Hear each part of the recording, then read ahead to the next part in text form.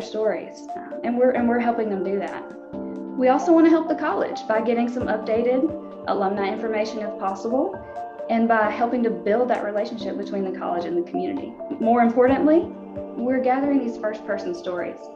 So there's some history that you just can't read in a book, that you need to learn from an individual person. I think that we're helping the overall community by gathering these stories. A lot of history is told from the dominant narrative perspective, and we want to capture all voices. All voices. We wanted to interview alumni from the early 1960s through the mid-1970s. During this time frame, public schools in Barnesville were desegregated, and Gordon, being a four-year preparatory school and military college at the time, was also part of the integration process. Let me tell you about the atmosphere of Gordon. Okay. Well, I'm a military brat, so I was used to such things as military. And when I came to Gordon, I felt like it was just a perfect little fit. Gordon, being a military school, was attended primarily by males. The male students were either local residents, boarding students who were sent there for more discipline than was provided at home, or boarding students who were there because of military aspirations. The female students did not live on campus until 1969, so they were primarily local residents or boarded with local residents. The cadets, I definitely put them into two groups, well, maybe three. The boarding student cadets, the ones that were military-minded, were the ones who generally went up in rank and were the leaders. The other cadets who really didn't like the military but were forced to go there by either parents or the court. And then you had the local. Even the local boys had to be cadets. They knew they were getting a good quality education, but they weren't really military-minded, most of them. And then, of course, we had us girls. It seemed to me like it was 10 guys for every girl. Okay. What years did you attend Gordon? 1954 to 1959. 3 years as high school, 2 years as a junior college student.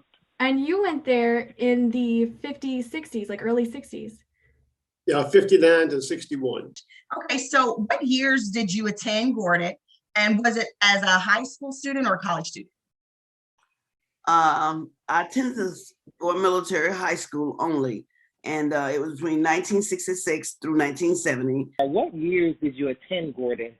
And was that as a high school student or as a college student? I was high school, 1965 through 1968. What years did you go here? I started in grammar school. Now, the grammar school is where the library is today. But I graduated in 66, so I take back 12, and you'll see. What really attracted you to the school? Well, at the time, my high school that I went to school for 11 years was in the process of consolidating with two other high schools. It wasn't something I really wanted to see.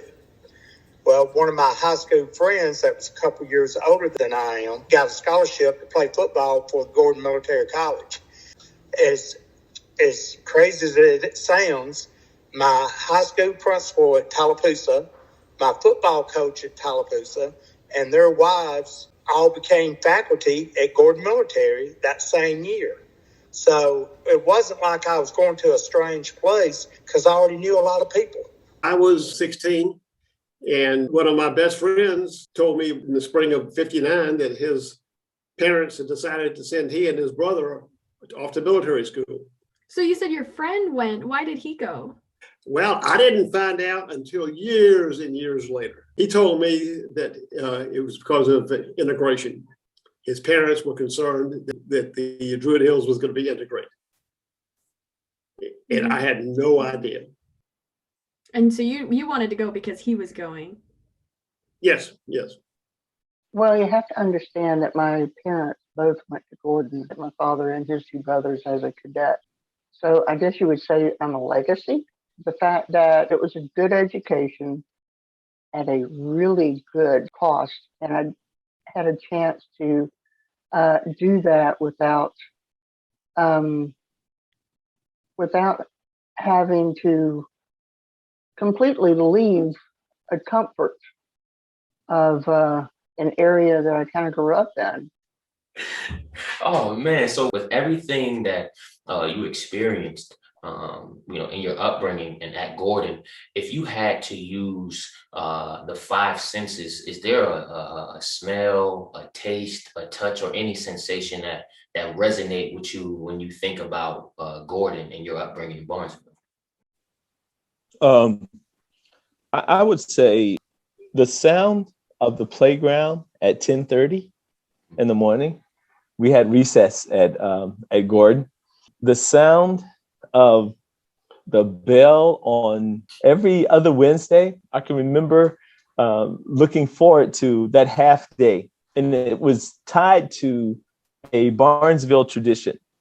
Back in the old days when this is what I heard, but back when we were an agrarian society in Barnesville, people had to feed their families. So if you worked downtown or whatever, what they would do is Wednesday afternoon, they shut down town at noon. Our school would shut down on I believe it was Wednesday afternoon at 1:30. And I remember looking forward to that bell ringing. Growing up with the kids, I was at Gordon, but I lived across the tracks, right? So I got something y'all don't have, I'm off of school at 1 o'clock on every other Wednesday. But I remember that the sound of the bell to go to the playground and to get out of school early. Those are two sounds that resonate with me. Smell wise, when I went to Gordon, it was an old, it was a brick school, but the interior was all wood, hardwood floors, old antiquated desk. The walls were wooden, paneled.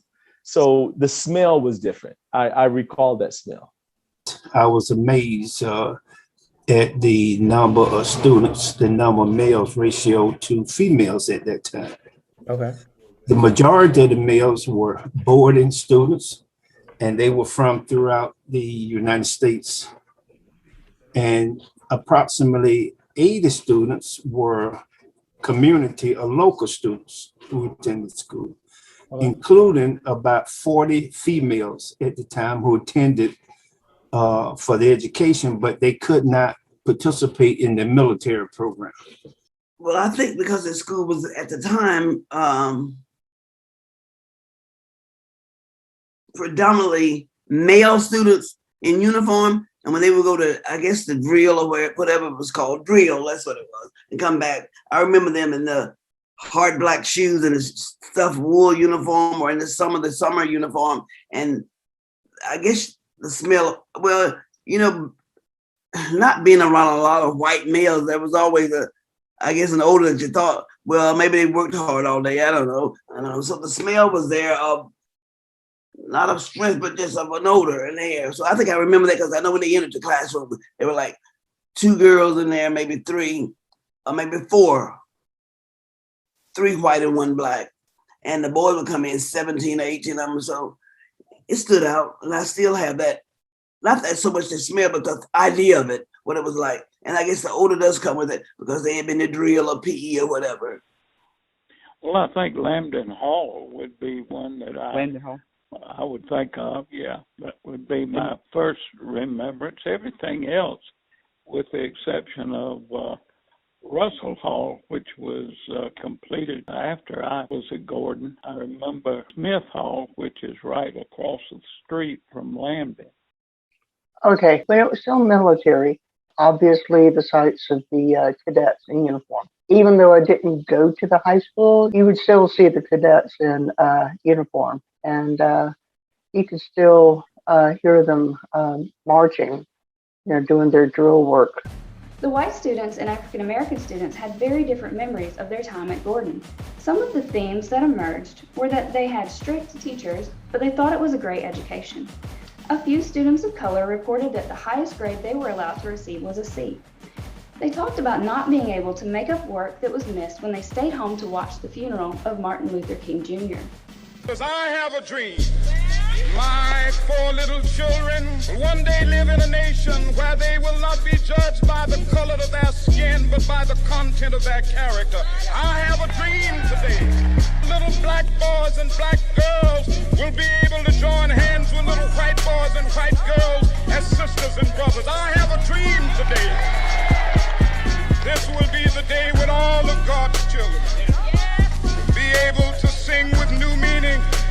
country tears of thee. So let freedom ring. Let freedom ring.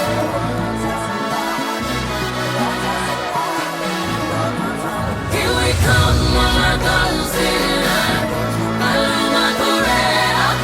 Black Parade. Most alumni mentioned a teacher who was important to them. You can see Miss Marion Bush in the bottom right.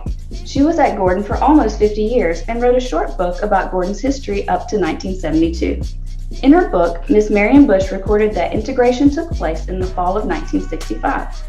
Integration was described by Miss Bush as taking place, quote, so quietly, so unobtrusively, that it passed unnoticed, end quote. She further stated that, quote, no incidents occurred, end quote.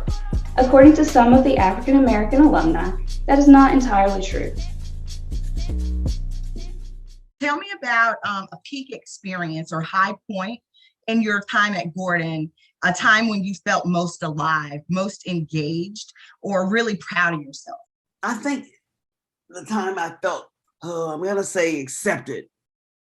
You know, sometimes when Blacks are in an environment, some are accepted and some are not accepted.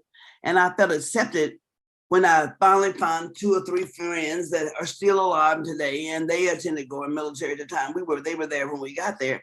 None of the other Black girls at the time didn't want to go out for the basketball team. Like I said, I thought there was nobody better than me, and I wasn't better than anyone else. So I wanted to get in there and make the team. And so when I made it, I said, well, we must be accepted. Gosh. But all that ended up being another route. Yeah, it's back to the playground again. And just observing, there were a number of games that I became exposed to that I knew nothing about. One was tabletop football. And what we would do is we take a piece of paper and you fold it down to, it's about the width of a ruler, right? And then you fold it the way you fold the flag. You know how they fold the flag? And you tuck that, and now you have this little triangle, right?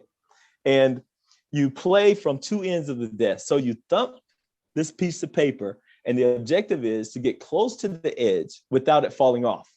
The other thing that was a highlight for me at Gordon, the 7th grade class every year would do a trek up to Washington, D.C.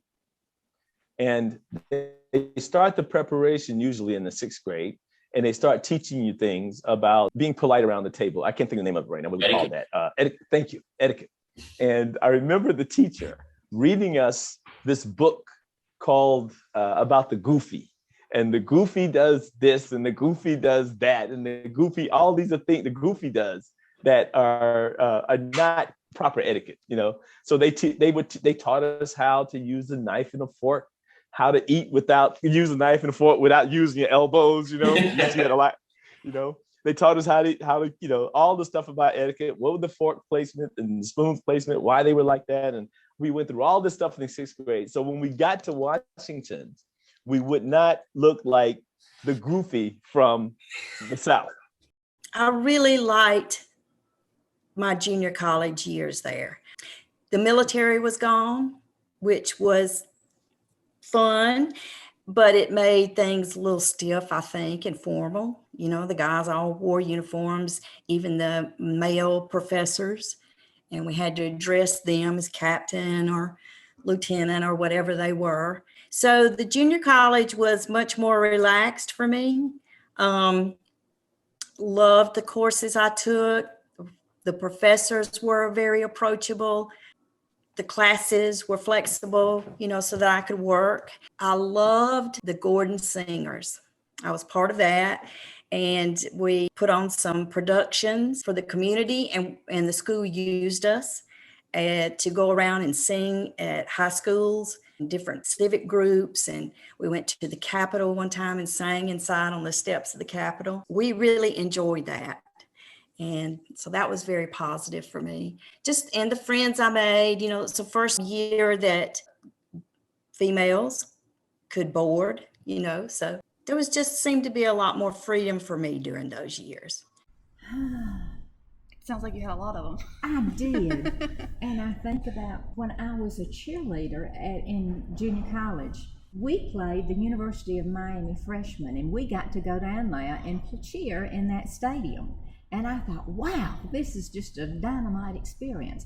That was one of the highlights. Just cheering that year was just wonderful. And then back in high school, of course, I think about the junior senior prom and how we decorated that a week at a time. And we'd get out of class to go during free time and go down to the gym and decorate and do whatever. And just the experiences. The first thing that comes to mind is we had 3 one-act plays. And supposedly they were going to have some drama critic coming in to look at them and pronounce who had the best play. And our play won. So that was exciting. But also when we performed with the drill team, like at graduation we did. And when they had military reviews, we performed more so then. So it made all the practice worthwhile. Learning things about English poetry, among other things, from Marion Bush. This made it possible for me to develop a love of English, the written word and the spoken word. I probably would not have been able to found in a place like Miami. What was it about you, the situation, the college, and or the leadership that allowed that peak experience to emerge? Something happened which made it an easy decision for my parents to send me to military school. I was a local kid, community kid. I got into a lot of fights growing up in the community, and they determined that I needed some military discipline. Okay. And by Gordon military being in my hometown and approximately 5 miles from where I lived there in Barnesville, I could walk to school back and forth. Okay. I can honestly say that I had a hard time adjusting when I first attended because we experienced so much racism in being the first Black students to attend an all-white institution. Right. Most of the professors were excellent professors, but a few of them often made prejudiced remarks at times. Just because y'all went there and they didn't want y'all there, or? You got to understand, it was in the 60s, it was a rough time. It was during when a lot of schools were becoming integrated. Okay. And during that process, it's a transformation in which they go through before they really accept you as a human first, and then next as a student compatible with them. I think they tried to be very genuine, but what happened, realizing 1966 to 1970 was a hard time in America for Blacks anyway. Martin Luther King had just gotten killed in 68. And like I said, my sister and I entered the classroom to tell the teacher, she asked, where were you all yesterday? Well, of course, we were at home. We stayed and watched the entire funeral. Some chuckled, some like, man. Well, anyway, what had happened in the class, whatever occurred, I don't know whether they had a mini test in the class or just a question answer. We got a 0 for that day being answered. And were you allowed to make it up? The answer is no. And just point blank, stayed at home, watched the burial broadcast of Martin Luther King. It was like a field trip. It was an experience that I'll never forget. There was a family, a wife and children that lost their father. There was a leader that the Black race had lost, not only the Black race, America. Even my husband of 37 years he was experiencing the Vietnam era. He got not come home before that, the war before that. But anyway, I think they took a day to salute the situation. So I don't know, I guess, but for the administration, it was a racial time. They just thought there was nothing that we couldn't do. Like in the 4th grade is when King died, but my parents took us to view the body of Martin Luther King. Oh, wow. And I'm thinking, I was so excited, 4th grade, but the way that they had the line through, through Clark, through Spelman, through Morehouse, and through all of that, it wrapped and wrapped and wrapped around like crazy. So we were up there, and this was a school night that we actually went, and we didn't get home until after 2 a.m. So I'm tired and I'm sleepy and I'm just like, whatever, but you're going to school the next day. It didn't matter. You weren't driving, I'm driving, go to sleep. I finally get enough nerve to tell my 4th grade teacher, Mrs. Turner, that I saw Dr. Martin Luther King body last night. I'm thinking proud because, I really didn't know everything about him, but I knew it was important enough for my parents to think that we should see this. And she just like, okay, and kept going. Wow. And I'm thinking, okay, so it's different, but it's just a reality check. It's still out there. And my granddaddy was mayor of Barnesville during some of those years, and I guess there was some unrest between the whites and the blacks. They had some rioting in the town, and my parents were coming back from Atlanta for some reason, and they were coming back through Mill Street, and that was a black section, and a black man was waving them down and told them to stop and don't go any further because people were throwing bricks at cars and things. He said, y'all turn around and go back. Says, my people have gone crazy. The first day that I attended school at Gordon Military High School was sitting in a classroom. I had an interaction with another cadet in the classroom. He made a statement to the other student that were flanked to my right. He was to my left, and he reached over and made the comment, I smell a gurney. I did not understand the jest of what he was saying. Yeah. But I knew that it was something negative because they could not stop laughing. Yeah. So I took the word gurney and wrote it down on paper. And what it was nigger spelled backwards. Gurney, nigger. Yes, after I proceeded to write it down, I approached the cadet student. I let him know that I did not appreciate the derogatory term that he made and that it was offensive. And he proceeded to laugh instead of apologizing. Really? And I proceeded to punch him, and he fell to the floor. And this is when the professor intervened and sent us both to the commandant's office. Yeah, 7th grade. We had this teacher, her name was Miss Carricker. And she was a professed daughter of the Confederacy. I remember she referred to African Americans as Negras, Nigras, Negras. And I'm 12 years old, 7th grade, and I'm hearing this, and it just didn't feel right, because I knew the derogatory term nigger, and I knew the assigned name for the black person in America, Negro. And Negra sounded a whole hell of a lot more like nigger than it did Negro. And I was very uncomfortable about that. And I'm thinking, if that's the way they see us, with niggers, in essence, watered down, politically correct nigger. I felt that way. Fundraiser, where it was a slave auction. I think that was one of the worst things that I've ever experienced. And what was the slave auction?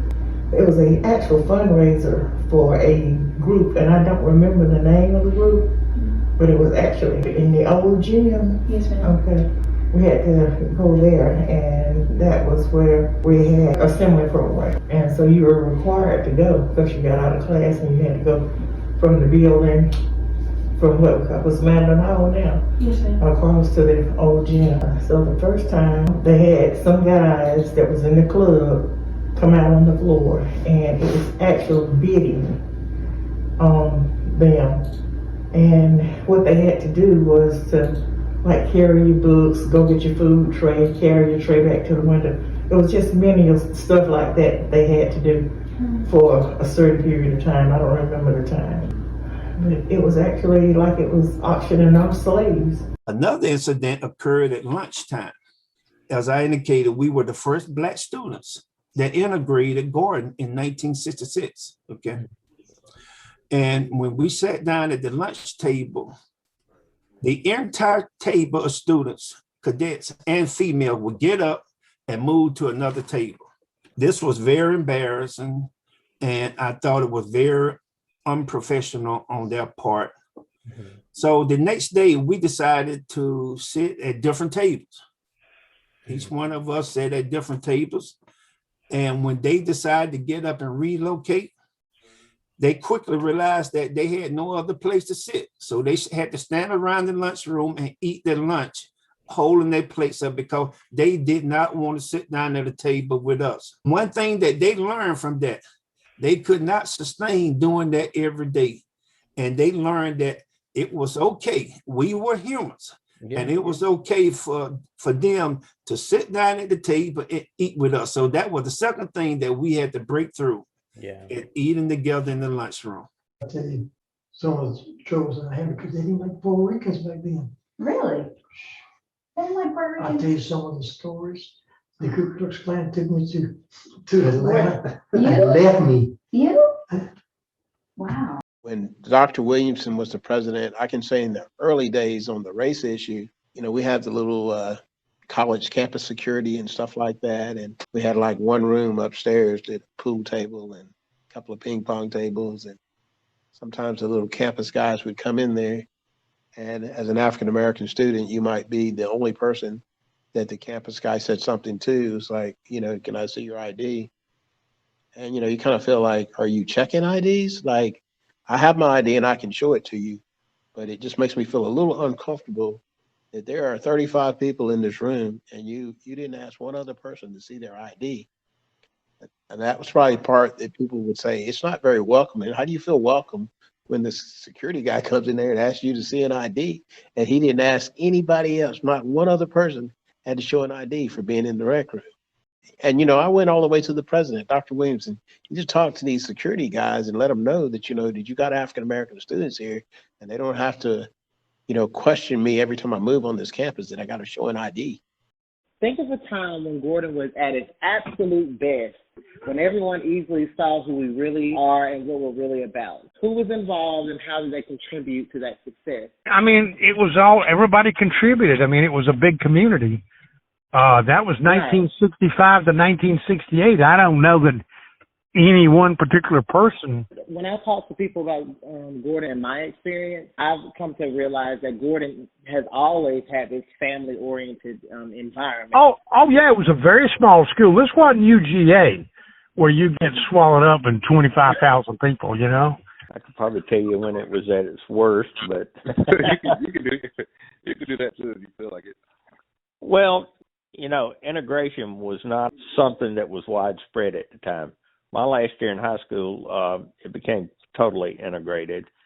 And we had, freedom of choice. But at the time I went to high school there, Gordon was a private institution.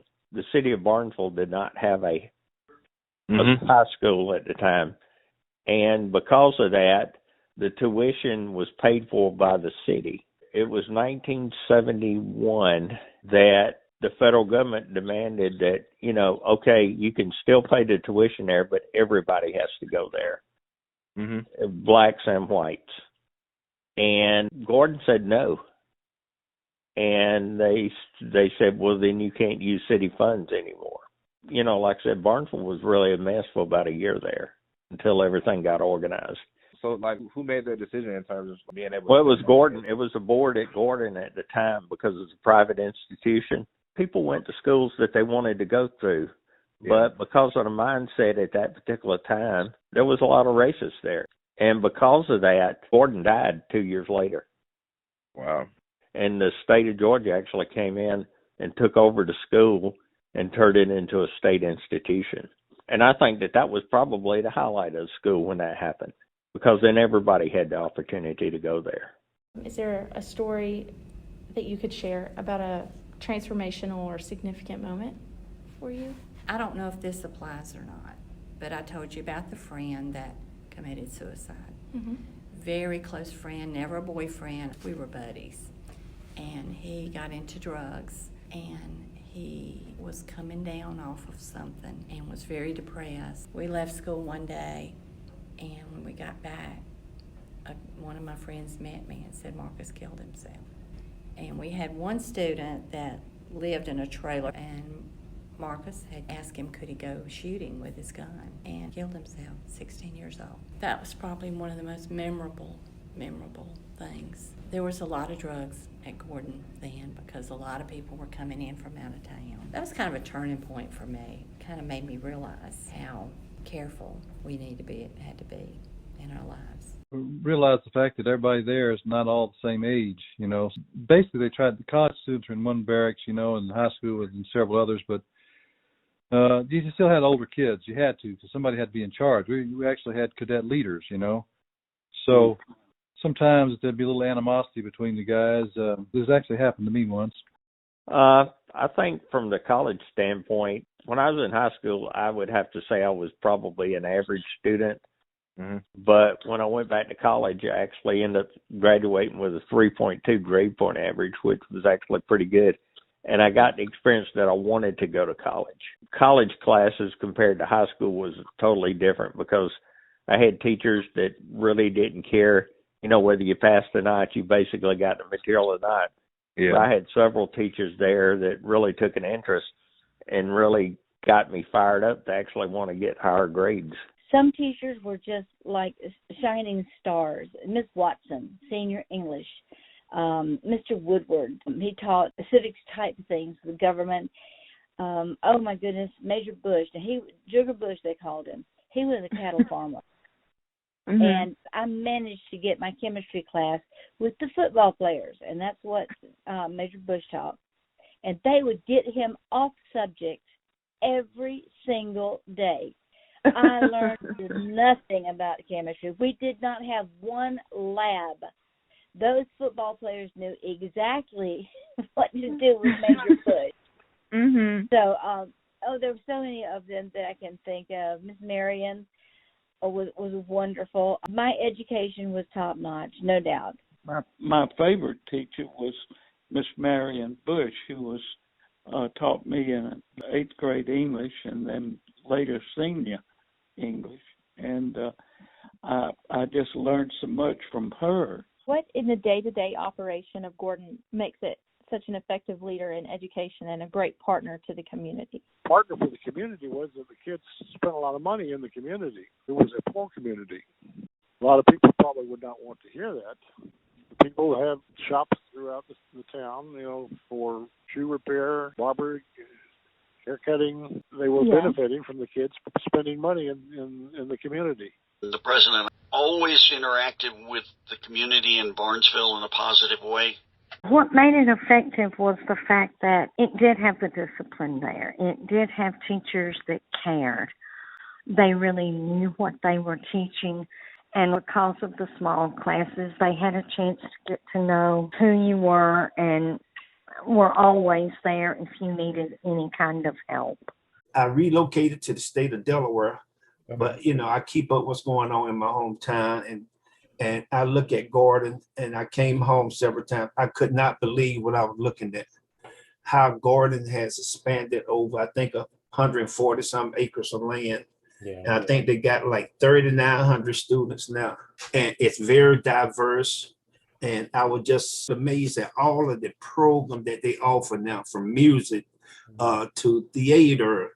All of that wasn't around when I was there, you know. So Gordon has come a long way, and I'm so proud of the diversity of it now. It's 3 years from today, and Gordon is featured in the Chronicle of Higher Education as one college to watch for its innovative, welcoming, affordable yet excellent approach to higher education. What big-ticket accomplishments have attracted the attention of this prestigious publication, do you think? I think staying focused and staying on their goal, and the goal was to produce good students anyway. They need to cling to an idea of affordable education. There's not that much difference between what you can get at Gordon and what you can get at Harvard. I think the welcoming atmosphere and the teachers, and it's close knit. Mm-hmm. It's not spread out. Well, I would say the academic performance of the students would attract lots of attention when they look at the success of former students, to say that whatever their chosen careers were, that you could look back and say, wow, I majored in this at Gordon and my dream was to become this, and that's what I became. What did these experiences teach you about yourself and Gordon as a whole? Yeah. It taught me, number one, looking back, resilience, how resilient I am, you know. Number two, and this is something I carry forward and I teach to people who listen, and that is, people call it code switching. I call it the transition game. You know, in the NBA, you know, transition from offense to defense, that's the transition game. That's the first time I started hearing about the transition game. Well, for me, it is the ability to transition from the hood to a boardroom. You know, I mean, I have achieved the highest level that you can go in U.S. government civil service. It strengthened me. It made me better, even if it was a rough time. But when you ride the camel's back, the humps are there for a reason. If you go through life and you haven't learned anything through it, it hasn't taught you anything, then you haven't lived. So I've lived, girl. That's what I'm gonna say. I've lived. That friendships continue, and we pass it down through the ages. And a love for Gordon is just going to be there. Well, you made me think about a lot of memories. They were all pleasant memories and still linger there in my mind. I think I learned that it has some really interesting people going to school there and people who want to know about the past. I have learned about myself that there is always something good to be remembered, and yet it's a little bittersweet because the high school that I went to no longer exists. But I am so glad and so thankful that Gordon exists as it is today.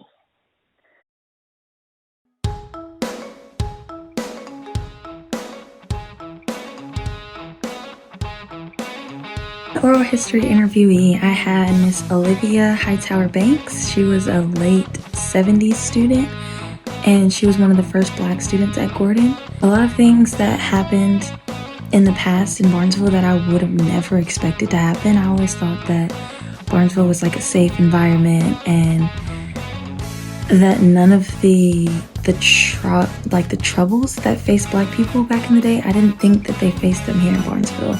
And so I thought it was crazy that these stories were just swept under the rug.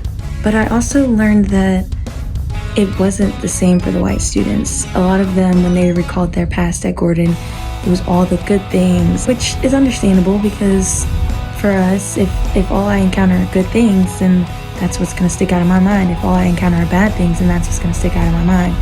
I had the pleasure of speaking to Mr. Jack Winover, who attended in the 60s when it was still a military-based college. I did enjoy the project. I found it to be very enriching, just learning and seeing and understanding their experiences and sort of relating that to the overall topic of our class, trauma resilience.